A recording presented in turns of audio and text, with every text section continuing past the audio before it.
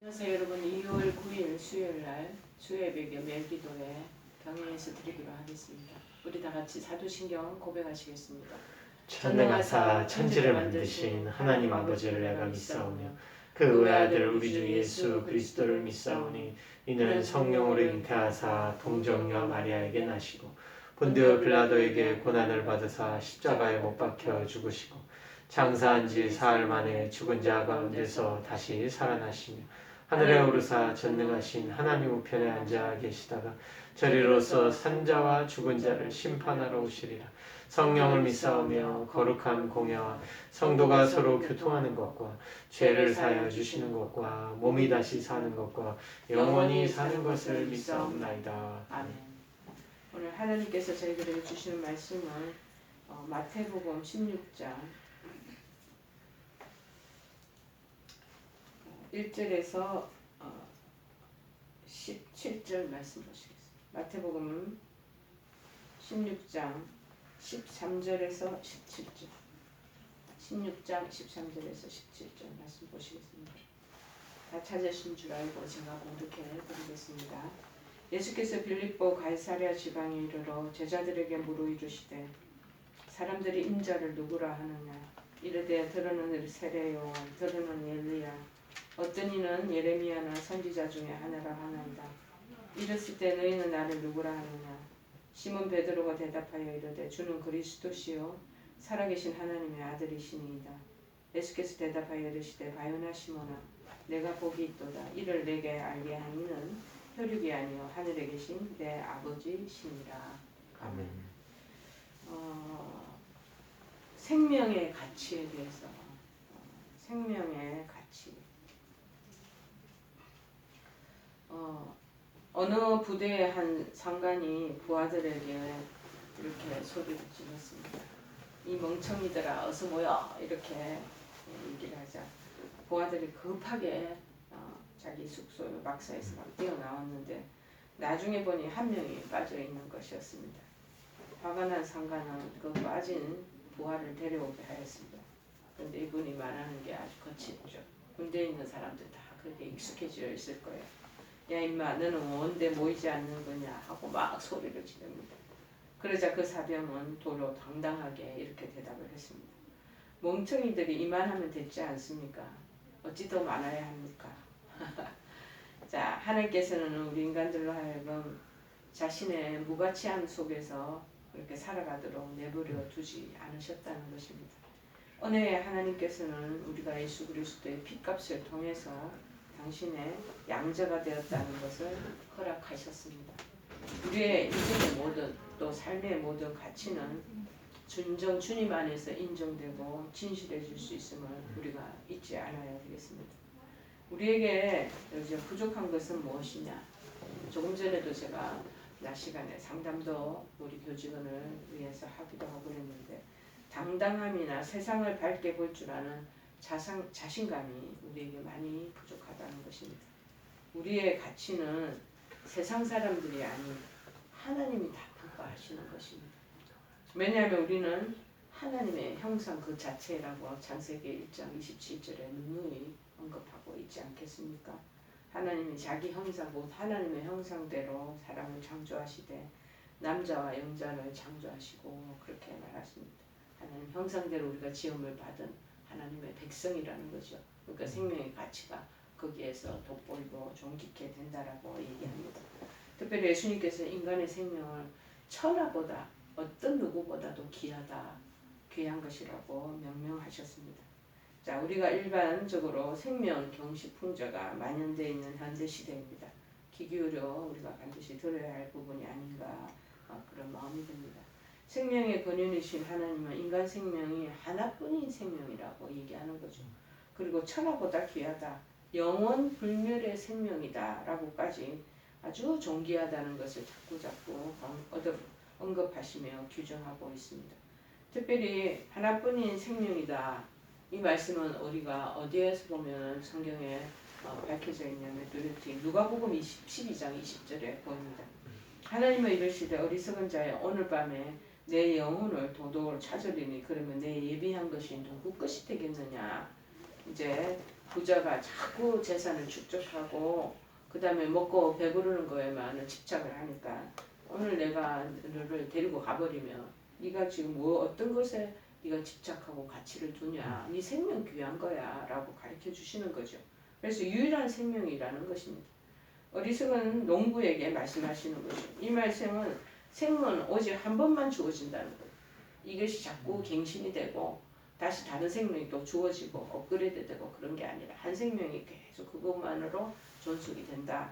그렇기 때문에 물질의 풍요만을 자꾸 추구하는 어리석은 삶, 그런 것으로 살아가서는 안 된다라고 교훈하는 부분이 여기에 나오는 하나뿐인 생명이라. 그 다음에 단 한 번만 살 수 있는 단회적인 생명이다라는 걸 또 알려주고 계십니다. 인생은 이 세상에서 오직 한 번 살다가 가는 거예요. 한 번. 그래서 인생을 나그네라고 또는 풀이라고 그렇게 말하고 있습니다. 인간의 생명이 단회적이기 때문에 정말 그 인생을 반복하거나 돌이킬 수는 절대 없다라는 거. 한 번 지나가면 끝이에요. 한 번 살면은 그 일회성이라는 거, 단회성, 그거 하나밖에 없다라는 것을 가르쳐 주는 것이죠. 인생을 무한히 엄숙한 것으로 우리 만드는 것이죠. 한 번 기회가 주어진 인생의 그 종말은 누구나 죽음으로 다 귀착이 된다라는 것입니다. 그리고 그래 살았던 이 가치가 그가 생각하고 걸어왔던 인생과 이 우리가 가다듬지 않을 수가 없는 것이죠. 단회적인 그 우리 인생이기 때문에.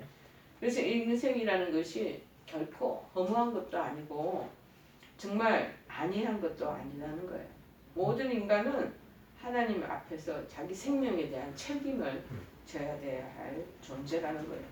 그래서 히브리서 9장 27절에도 말합니다. 한 번 죽는 것은 사람에게 정해진 것이라. 다 죽어요. 자, 그 후에 중요한 것은 뭐냐? 심판이 있다. 죽고 난 이후에 심판이 나타나. 자, 그 다음에 우리 인간에게 주어진 건 단회적이지만 한 번밖에 못 사는 인생이지만 독특하다는 거, 독특한 생명을 가지고 있다. 정말 독특한 부모의 유전인자를 타고난다 할지라도요. 우리가 지금 우리 부목사님도 연년생 아이들이 있는데 마찬가지로 부모와 똑같은 인생을 살 수는 없어요. 일란성 쌍둥이가 태어난다 할지라도 그 형제간의 인생이 결코 동일할 수가 없는 것입니다. 저희 친척 중에서도 쌍둥이가 있어요. 5분 차이로 태어난 아이가 있습니다. 제 밑에 있는 그 쌍둥이 여동생들인데 마찬가지로 인생이 가는 길이 다 틀리더라고요. 희한하죠. 어떤 사람은 그 인생이 참으로 남편이 카이스트 교수고 아주 막 풍요롭고 부유롭게 사는 반면에 어떤 분 그 동생의 입장에서는 그 정말 공무원으로 그냥 빠듯하게 살아가는 그 인생 그렇게 살아갈 수밖에 없더란 것을 쌍둥이라도 어쩔 수 없구나 그렇게 느끼고 또 각자 개성도 다 틀려요. 개성도 가지고 있으며 자기 인생을 혼자 자기가 연출해 가도록 운명 지어졌다라는 것을 알 수 있습니다. 연년생에 형 아우가 태어났다 할지라도 인생을 각기 자기 길로 자기가 걸어가게 된다는 것이. 두 번째는 뭐냐? 이 인생이 하나뿐인 생명인데 천하보다 귀한 생, 천하보다 귀하다. 마태복음 16장 26절에 말합니다. 사람이 만일 온 천하를 얻고도 제 목숨을 잃으면 무엇이 유익하리요? 사람이 무엇을 주고 제 목숨을 바꾸겠느냐? 특별한 피조물이다. 인간은 다른 피조물보다 아주 특별한 존재로 스페셜하게 창조되었다라는 것입니다. 그 삶의 실상도 다른 여타의 생명력이 있는 동물이나 가축하고는 비교할 수 없는 굉장히 깊은 의미와 그 값어치를 가지고 있다는 것을. 그것은 인간의 하나님의 당신의 모습으로 이렇게 창조되어 했기 때문에 또 하나님을 대리해서 이 세상을 관리하는 존재로 위임받았기 때문이라는 것이죠. 그래서 인간이 비록 타락해서 이러한 특권을 제대로 행사하고 있지는 못한다 할지라도 특별한 피조물로서 권위를 가지고 있다라는 것만은 사실이라는 것을 우리가 알아야 할 것입니다. 그래서 특별한 피조물이라는 것. 생명의 절대성을 가지고 있는 둘째는 인간뿐만 아니라 이 세상의 모든 생명체 각기 그 절대적인 의미와 가치를 가지고 있습니다. 제가 요새 바다에 이렇게 생태계, 물고기 이런 여러 가지 걸 보면 얼마나 다양한 어종들이 있는지 뭐 그것들을 봐도 너무나 놀랍기만 합니다. 그런데 절대적인 그 생명체, 그 생명이 가지고 있는 그 부분이 우리 인간은 얼마나 다르다. 의미와 가치가 있다. 인간 생명의 특별히 존엄성, 생명 활동의 독창성, 그리고 그 고유성은 무엇으로도 대체할 수도 없고 그대로 똑같이 벗겨낼 수도 없는 아주 절대성을 가지고 있다라는 것입니다. 따라서 이 세상에 복제된 생명이 단 하나도 없다라는 것을 우리가 기억해야 되겠죠. 똑같은 사람이, 그 다음에 같은 형제 자매인데도 틀리고, 그 다음에 똑같이 1, 2분 사이로 태어난 쌍둥이도 다 틀려. 세 쌍둥이 다 틀려. 절대적인 오직 그 사람 한 사람에게 생명이 존재한다는 것입니다. 생명은 절대적으로 동일한 존재를 거부하고 있습니다. 생명의 절대성이죠.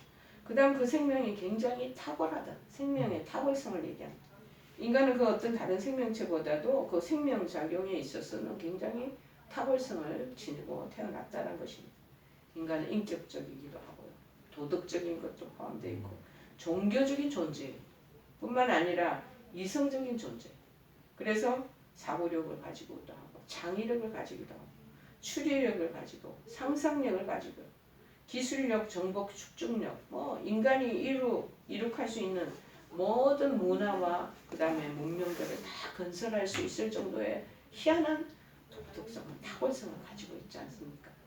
인간이 어떤 생명체 이렇게 하는 거 본 적 있으세요? 어떤 생명체도 이와 같은 유사한 생명 활동을 하고 있는 존재는, 독특한 존재는 없다라는 것입니다. 인간은 어쩌면 신적인 탁월성을 가진 존재가 아닌가 그런 마음이 드는 거죠. 두 번째, 세 번째는 뭐냐? 천하보다 귀한 생명이지만 영원 불멸의 생명을 가진다. 영원히 죽지 않는 정말 불사조 같은 생명을 얻었다는 것입니다. 자, 요한복음 5장 24절에 말합니다. 내가 진실로 진실로 너에게 이르노니 내 말을 듣고 또 나 보내신 이를 믿는 자는 영생을 얻었고 심판에 이르지 아니하나니 사망에서 생명으로 옮겼느니라. 그렇게 말합니다. 자, 생명이란 뭡니까? 예수 그리스도께서는 말씀하시기를 영원히 죽지 않는 것이다. 그렇게 말하고 있습니다. 여러분, 요한복음 11장 25절을 26절에도 말합니다.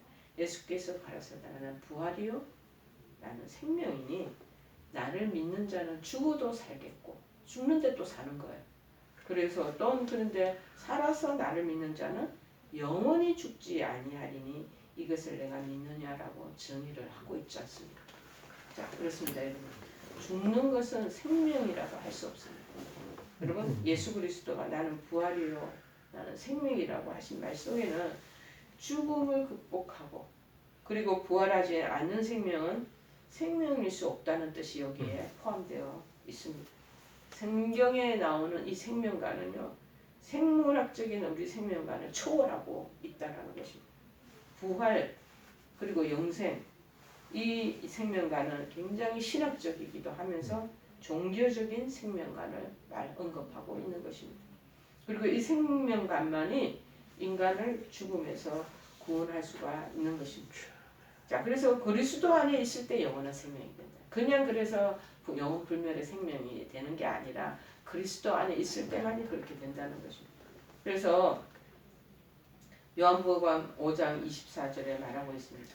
내가 진실로 진실로 너에게 이르노니 내 말을 듣고 또 나 보내시를 이를 믿는 자는 영생을 얻었고 심판에 이르지 아니하나니 사망에서 생명으로 옮겨졌느니라고 예수님께서는 말씀하셨습니다.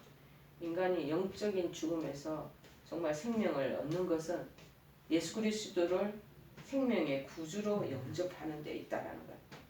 둘째 죽음인 영원한 불못을 극복하는 것도 요한계시록에 나오는 것 역시 예수 그리스도 안에서 부활한 생명이어야만 가능하다는 것.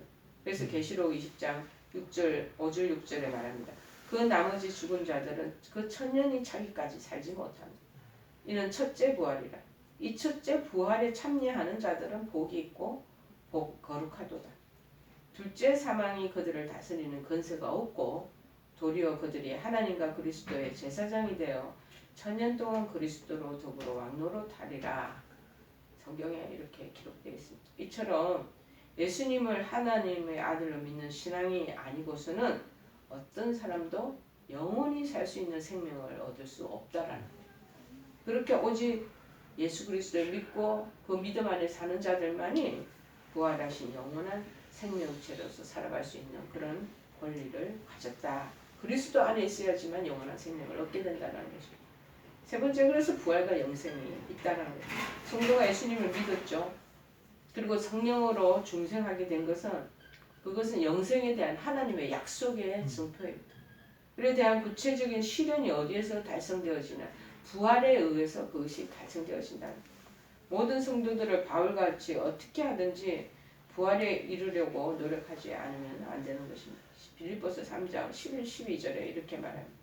어찌하든지 죽은 자 가운데에서 부활에 이르려 하노니 내가 이미 얻었다 함도 아니요 온전히 이루었다 함도 아니라 내가 예수 그리스도께 잡힌 바인데 그것을 잡으려고 쫓아가노라. 그것은 그리스도 안에서 자꾸 깨끗해지고 거룩해지고 성결되어 가는 것을 의미하는 것입니다. 여러분, 성도의 부활을 생명의 부활이라고 해요. 자, 요한복음 5장 29절에 이렇게 나와 있죠. 선한 일을 행한 자는 생명의 부활로, 악한 일을 행하는 자는 심판의 부활로 나오리라. 이 생명 부활을 한 사람만이 영생에 들어갈 수 있다라고 말하고 있는 것입니다. 여러분, 이 생명의 가치는 그 무엇으로도 비교하거나 대치될 수 없는 절대적인 그런 고기성을 가지고 있습니다. 특히 우리 인간 한 사람 한 사람의 생명은 너무나 고귀하고 값어치 있는 것이라고 말씀하고 있습니다. 따라서 우리 성도는 그 고귀한 생명을 하나님 영광을 위한 목적에만 바쳐서 생활하도록 그렇게 만드신 거예요. 왜냐하면 그 생명을 그리스도를 통해 하나님이 주셨기 때문인 것이죠. 그렇게 함으로써만이 영생이 보장되도록 해주셨다는 것입니다. 생명은 그 죽고 마는 것으로 끝나는, 우리가 그래서 죽음을 막 두려워하잖아요.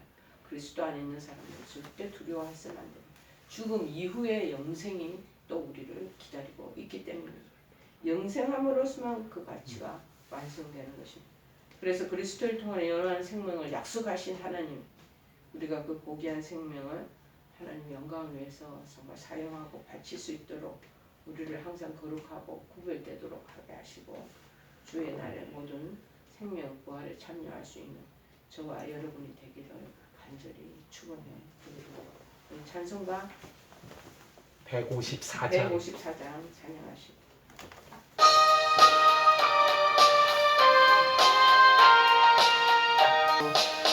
고난의 잔을 날 위해 다 마셨나이다. 나 항상 나의 십자가 감당케 하소서. 저 겟세마네 기도를 늘 기억하게 하시고 그 십자가의 은혜로 날 인도하소서. 아멘. 우리 다같이 주기도문으로 수예배 마치겠습니다. 하늘에 계신 우리 아버지여, 이름이 거룩히 여김을 받으시오며 나라의 마옵시며 뜻이 하늘에서 이룬 것 같이 땅에서도 이루어지이다. 오늘날 우리에게 일용할 양식을 주옵시고 우리가 우리에게 죄 지은 자를 사하여 준 것 같이 우리의 죄를 사하여 주옵시고 우리를 시험에 들게 하지 마옵시고 다만 악에서 구하옵소서. 대개 나라와 권세와 영광이 아버지께 영원히 있사옵나이다. 아멘.